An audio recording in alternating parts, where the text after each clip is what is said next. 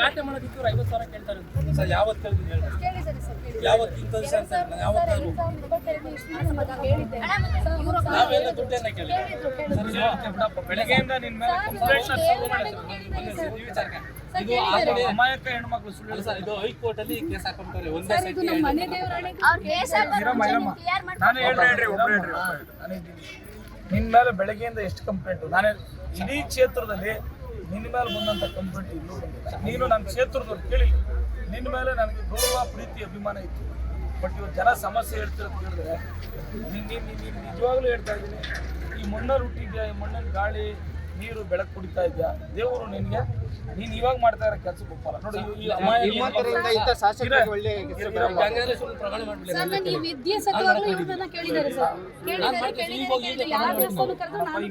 ಆಯ್ತು, ಅವರು ಪ್ರಮಾಣ ಮಾಡ್ತೀನಿ ಅಂತ ನೀನು ಪ್ರಮಾಣ ಮಾಡಿ. ಆಯ್ತು, ಇದನ್ನ ಖಾತೆ ಆಗದೆ ಇರೋದಕ್ಕೆ ಪ್ರಾಬ್ಲಮ್ ಏನ್ ಹೇಳು ಸರ್. ಇದು ಒಂದೇ ಗುಟಿಗೆರೆ ಪಡೆದಾಗ ಅಷ್ಟುತ್ರ ಹಿಂದೆ ಕೊಟ್ಟು ಅವ್ರು ಈ ಖಾತೆ ಮಾಡಿಸ್ಕೊಂತವ್ರೆ.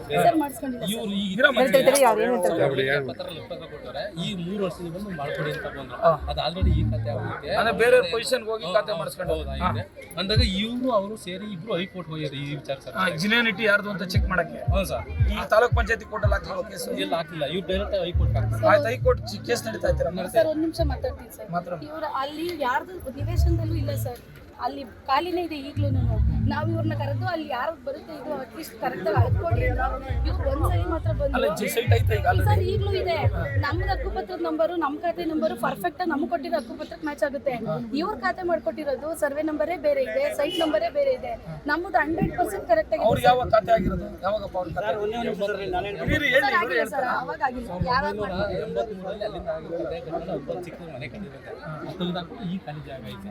ಇವ್ರದ್ದು 25 ಅಂತ ಸರಿಗೆ ನಮ್ಮ ಸ್ಕೆಚ್ ಬರ್ತದೆ.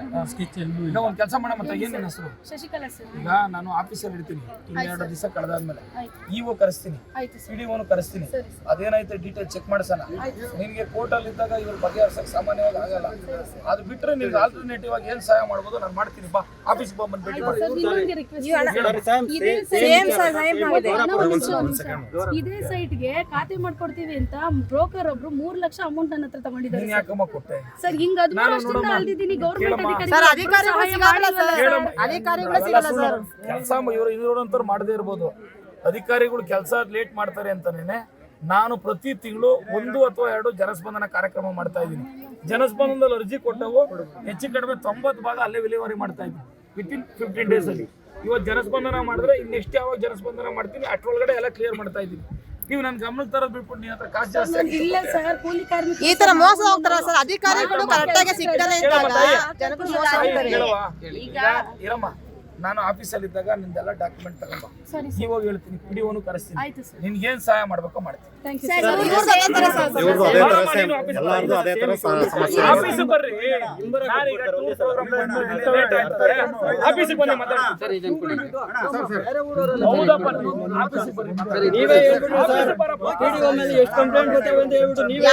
ಶಿವಗಂಗೆಯಲ್ಲಿ ಸುಮಾರು ಅಕ್ರಮ ನಡೀತಾ ಇದೆ. ಇಲ್ಲಿ ದಂಧೆ ಯಾರು ಶಿವಗಂಗೆ ಅಧಿಕಾರಿಗಳು ಬಗೆಹರಿತಾ ಇಲ್ಲ. ಇಲ್ಲಿ ತುಂಬಾ ಸಮಸ್ಯೆ. ಶಿವಗಂಗೆ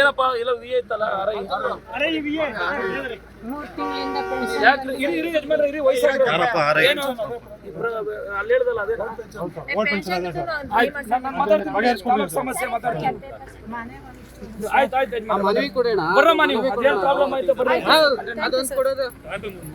ನೀವು ಸಣ್ಣ ಆಗ್ಬೇಕಲ್ವಾ? ಅದು ಒಂದು ಉತ್ತಮ ಆಹಾರದಿಂದ ಸಣ್ಣ ಆಗ್ಬೇಕಲ್ವಾ? ಪ್ರತಿದಿನ ನಮ್ಮ ಜೀನಿ ಸ್ಲಿಮ್ ನ ಯೂಸ್ ಮಾಡಿ ಯಾವುದೇ ಸೈಡ್ ಎಫೆಕ್ಟ್ ಇಲ್ದಂಗೆ ನೀವು ಸಣ್ಣ ಆಗ್ತೀರಾ.